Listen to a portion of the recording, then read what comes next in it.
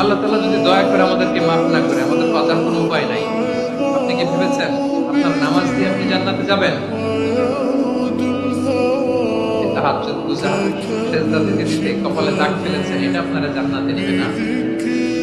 আপনি এলাকার সবচেয়ে বড় হাতেম তাই দানশীল, এই দানের ভরসায় বসে আছেন। দুশ্চিন্তার কথা। আমাদের নামাজ, আমাদের রোজা, আমাদের ইবাদত, এগুলোকে মিজানের পাল্লায় উঠালে কোনো ওজনই হবে না।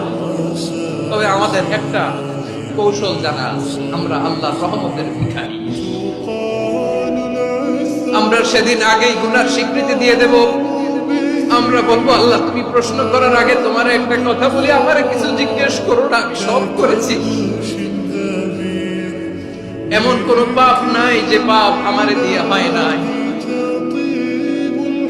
তোমার রহমত দিয়ে তুমি জান্নাতে পাঠাবা।